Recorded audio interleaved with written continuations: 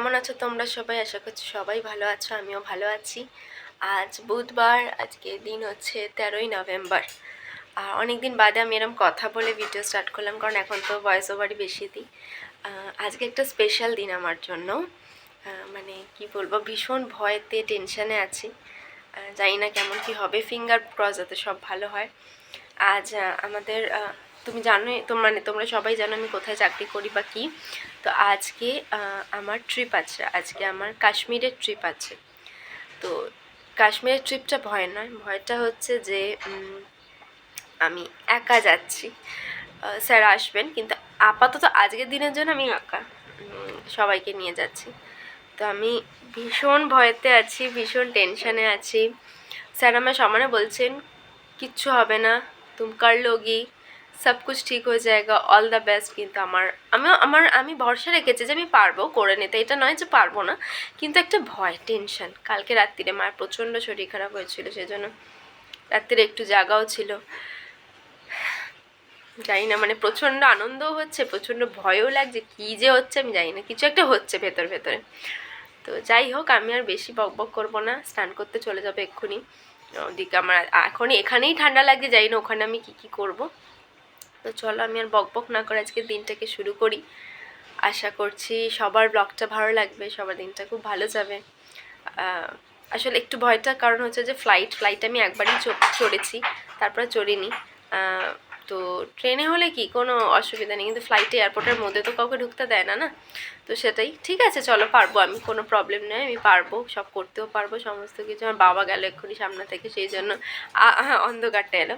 যাই হোক, চলো আর বকবক না করে যে দিনটাকে শুরু করি। আশা করছি ব্লগটা ভালো লাগবে, দিনটা খুব ভালো যাবে, আমি সমস্ত কাজ করে নিতে পারবো, ফিঙ্গার ক্রস। তো চলো আর বকবক না করে আজকের দিনটাকে শুরু করি। চলে এসেছি আমি নেতাজি সুভাষচন্দ্র বোস ইন্টারন্যাশনাল এয়ারপোর্টে, কলকাতায়।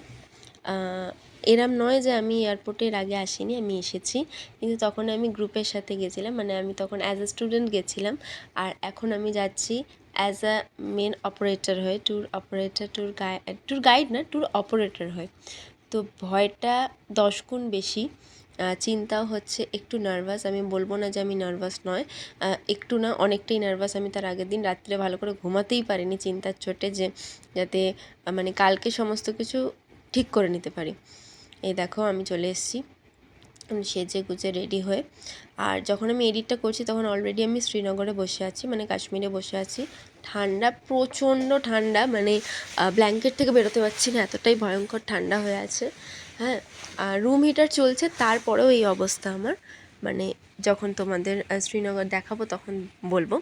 যাই হোক, মাঝখানের মানে সিকিউরিটি চেকিং বা কোনো জায়গারই আমি ভিডিও, এয়ারপোর্টের ভিডিও কিছুই তুলতে পারিনি। তার একটাই কারণ হচ্ছে আমি মানে কাজে ব্যস্ত ছিলাম, তো সম্ভব হয়নি আমার পক্ষে। আর এইটা হচ্ছে আমাদের এয়ারবাস ইন্ডিগো ফ্লাইট ছিল আমাদের। এই দেখো এখন মানে আমাদের প্লেন রেডি হচ্ছে টেক অফ করার জন্য। এই টেক অফ করার মুহূর্তটাতে আমার একটুখানি ভয় লাগে, কারণ হচ্ছে যখন ওটা ওঠে আমার যেন একটুখানি মনে যেন সব কেঁপে গেল, দুলে গেল। হ্যাঁ, আমি সবসময় চোখটা বন্ধ রেখে দিই। মানে এটা আমি যখন ব্যাংকক গেছিলাম আমার এটা হয়েছিল। তো আমার মনে হয়েছিল যে এবারে হয়তো হবে না, কিন্তু দেখলাম না, এবারেও সেম জিনিসটা হলো। তো ঠিক আছে, ইটস ওকে, এটা কোনো ব্যাপার নেই। আবার একটুখানি টেক অফ হয়ে যাওয়ার পরেই সঙ্গে সঙ্গে ওটা ঠিক হয়েছে। হ্যাঁ, আমার আর কোনো ভয় নেই। তো এই দেখো টেক অফ হয়ে গেল, মানে আমরা কলকাতার মাটি ছাড়লাম। হ্যাঁ, আর আমার উইন্ডো সিটই পড়েছিল, ওটা আমি বলে রিকোয়েস্ট করে আমার হয়ে গেছিলো। কিন্তু দুঃখের বিষয় যে উইন্ডো সিট তো পড়েছিল, কিন্তু আমি যেদিকটা বলেছিলাম রোদ্দুর, এত রোদ্দুর যে আমি সিট মানে উইন্ডো খুলে রাখতে পারিনি। মানে ওই যে কভারটা থাকে না, ওইটা আমি খুলে রাখতে পারিনি, পুরো সমানেই বন্ধ ছিল। যখন আমাদের অ্যাকচুয়ালি ভায়া চণ্ডীগড় ছিল, চণ্ডীগড়ে নামতে হয়নি ফ্লাইট থেকে, আমাদের আগে ছিল প্রায় 1 ঘন্টার মতো চণ্ডীগড়ে বসে থাকতে হবে। কিন্তু আমাদের যেহেতু কলকাতা থেকে ফ্লাইট একটু ডিলে হয়েছিল, সেই জন্য একটু না, অনেকটা ডিলে, 2:05 ফ্লাইটটা আমাদের 2:20 না 30 ছেড়েছিল। তো এতক্ষণ ডিলে হওয়ার জন্য ওদিকেও ওরা আর ওখানে আটকায়নি, ওরা 10-15 মিনিট চণ্ডীগড়ে দিয়েই তারপরেই ফ্লাইট ছেড়ে দিয়েছিল। তো ওইটা চণ্ডীগড়ের ফ্লাইটটা একদম প্রপারলি অন টাইম ছিল, কিন্তু এই কলকাতা থেকে একটু ডিলে হয়ে গেছিলো। আর এই দেখো আমরা এখন মাঝ আকাশে উঠছি, আর ফ্লাইট পুরো শান্ত, মোস্টলি সবাই ঘুমাচ্ছে, কেউ কেউ একটু সিনেমা দেখছে, আমিও সিনেমা দেখছিলাম। একটুখানি সিনেমা দেখে ঘুম এসে তারপর আমি ঘুমিয়ে পড়েছিলাম,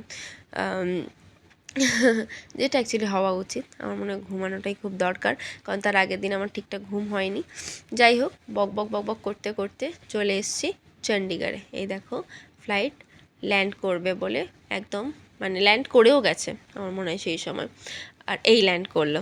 হ্যাঁ, এইবারে ব্যাপারটা হচ্ছে চণ্ডীগড়ে দেখছি বাইরেটা পুরো সাদা কুয়াশা হয়ে আছে। ভাবছি চণ্ডীগড়ে যদি এই অবস্থা হয় তাহলে কাশ্মীরে কি হবে।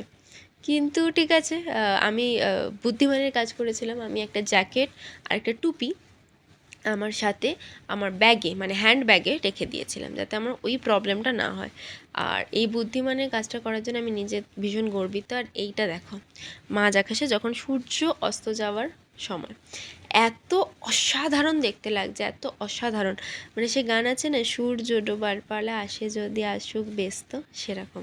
মানে আমার সেই সময় ওই গানটাই গাইতে ইচ্ছা হচ্ছিলো, বিশেষ করে এতটাই ভালো লাগছিল, এতটাই। মানে আমি ঠিক বলে বোঝাতে পারবো না আমার ঠিক ফিলিংসটা। আমি সঙ্গে সঙ্গে অনেকগুলো ফটো তুলেছিলাম, এবং তুলে আমি সব আমার বন্ধু উপাসনাকে পাঠিয়েছিলাম যে দেখ। ওর মানে ও আমায় বলেছিল যে চণ্ডীগড়ে গিয়ে, মানে তোর শ্রীনগর গিয়ে তো চোখ সার্থক, মানে এত সুন্দর জায়গা, চোখ সার্থক হবে। তো আমি বলেছিলাম, আমি যখনই ফটো তো বলেছিল যা ফটো তুলবি আমায় পাঠাবি। তো আমার এখান থেকে অ্যাকচুয়ালি ফটো তোলা স্টার্ট হয়েছিল সূর্য দেবতার ফটো নিয়ে, ছবি নিয়ে। তো আমি এইগুলো সব ওকে পাঠিয়েছিলাম, বলছে অসাধারণ, এরম একটা ব্যাপার। কিন্তু ভিডিও থেকেও মানে ফটোগুলো অপূর্ব। এবং সূর্যটা না যাচ্ছিলো, অস্ত যাচ্ছিলো, যেতে যেতে ধূপ করে অস্ত হয়ে চলে গেল। মানে হঠাৎ করে দেখলাম কেবিনটা পুরো অন্ধকার মতো হয়ে গেল। তারপরেই দেখলাম যে হ্যাঁ, লাইট ফাইট জ্বলছে। তো জাস্ট অসাধারণ। আর যখন আমরা শ্রীনগরের ওখানে নামছি, পাহাড়ের চূড়াগুলো দেখা যাচ্ছে। এখানে অ্যাকচুয়ালি পাহাড়ের চূড়া দেখা যাচ্ছে, কিন্তু অন্ধকার হয়ে গেছে বলে বোঝা যাচ্ছে না। অপূর্ব অপূর্ব লাগছে। ভাবছি সকালবেলা যদি থাকতো কী সুন্দরই না লাগতো বলো দেখতে, কিন্তু আর কি করা যাবে, ব্যাড লাক। আর এখানে আমরা নেমে গেছি ফ্লাইট থেকে। ল্যান্ড করার পরে দেখো সবার গায়ে সোয়েটার ফোয়েটার চলে এসছে। এখন আমরা হোটেলের উদ্দেশ্যে যাচ্ছি। আর ও একটা এত মিষ্টি মেয়ে, এত মিষ্টি, ওর নামটা আমি ভুলে গেছি। তো ওকে আমি বলেছি যে তুমি তো পুরো কাশ্মীর কি কালি। ও এত, ওর এটা শুনে লজ্জা লেগেছে। ও তখন বলেছে না, যে না না কেন, তুমি সত্যিই কাশ্মীর কি কালি, এত মিষ্টি দেখতে। তো ওর এত লজ্জা লেগেছে, আসে তারপর থেকে বেশি কথা বলেনি আমার সাথে। যাই হোক, এখন যাচ্ছি আমরা হোটেলের উদ্দেশ্যে। আমাদের হোটেলটা তোমাদের ইয়ে থেকে, মানে এয়ারপোর্ট থেকে মোটামুটি 25 থেকে 30 মিনিট টাইম লেগেছে যেতে ভেতরে। হ্যাঁ, তো হোটেলটা তো অসাধারণ, সত্যি অপূর্ব। মানে যখন যাচ্ছি রাস্তায়, গাড়িতে এত ঠান্ডা লাগছে, পুরো কনকন করছে। তার মধ্যে আমার আরও ঠান্ডা লাগছে, কারণ 3জন সোয়েটার এনেছে, কিন্তু তাদের সোয়েটারটা ব্যাগে, মেন ব্যাগে, মানে লাগেজে, হ্যান্ড ব্যাগে কিছু নেই। তো তারা আর সোয়েটারটা বার করেনি, একদম ভেবেছে হোটেলে যাই তারপরে। তো তাদের দেখে আমার আরও ঠান্ডা লাগতো। আমি তাদের বললাম যে আপনাদের দেখে তো আমার আরও ঠান্ডা লাগতে শুরু করে দিয়েছে, মানে এতটাই ঠান্ডা। যাই হোক, আমি আর বকবক করবো না, হোটেলের কাছাকাছি এসে গেছি। হোটেল চেক ইন করেও আমার অনেক কাজ ছিল, সেই জন্য আমি আর ব্লগ বানাইনি। তো তোমরা দেখতে থাকো, আর প্লিজ বলো কেমন লাগলো তোমাদের ব্লগটা।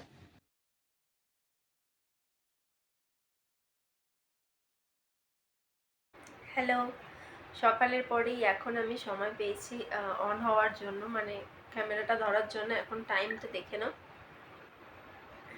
বুঝতে পারছো?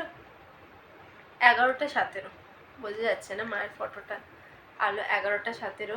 আসলে এবার ডিনার ফিনার করে সবাই সবার ঘরে চলে গেছে, আমিও চলে এসেছি। এসে ড্রেস চেঞ্জ করে আমি আগে ভাবলাম যে ড্রেস চেঞ্জ করে নিয়ে আমি আগে একটুখানি মানে জামা কাপড়টা চেঞ্জ করে চুল টুল আঁচড়ে নিই, কারণ হচ্ছে খুব খারাপ অবস্থায় ছিলাম না। আর যেহেতু জানোই কালকে রাত্রে ঠিক করে ঘুম হয়নি, মা ছিল, মানে মাকে রাত্রে নার্সিংহোমে ভর্তি করতে হয়েছিল, সেজন্য সেরমভাবে। তো সেই জন্য আজকে আমি চাইছিলাম যে তাড়াতাড়ি শুয়ে পড়ি। আজকে আমি আজ সারাদিন অনেস্টলি কোনো ব্লগ তুলতে পারিনি। তার কারণ হচ্ছে এয়ারপোর্টেও কিছু তুলতে পারিনি, কারণ আমার উপর দায়িত্ব ছিল সবার। তো আমি মানে চাইনি যে কোনো কারণেই, মানে ব্লগ তোলার কারণে যাতে আমার কাজের কোনো ক্ষতি হয়। তো সেই জন্য এয়ারপোর্টে আমি কিচ্ছু তুলতে পারিনি, কিন্তু কথা দিচ্ছি কাল থেকে খুব ভালো ভিডিও করব। হোটেলের পুরো ভিডিও দেখাবো। হোটেলটা অসাধারণ, আমার রুমটাও ভীষণ সুন্দর, ভীষণই সুন্দর। সকালে উঠে ব্যালকানি থেকে ভিউটা আশা করছি ভীষণ ভালো লাগবে। তো সেগুলো চলো আমি আজকে এখানেই বন্ধ রাখছি। অপেক্ষায় থেকো কালকের ব্লগের, আমি নিজেও অপেক্ষায় থাকবো কালকের ব্লগ, কালকের মানে ঘোরা সমস্ত কিছুর জন্য। তো চলো বক বক না করে ব্লগটাকে এখানেই শেষ করি। প্লিজ সাথে থেকো, দেখতে থেকো সাথে সাথে সারাদিন। ব্লগ ভালো লাগলে লাইক শেয়ার কমেন্ট করতে ভুলো না। আজকের মতো টাটা। নতুন দিন, প্রথম দিন কাশ্মীর ট্রিপের ব্লগ আসছে কালকে। টাটা।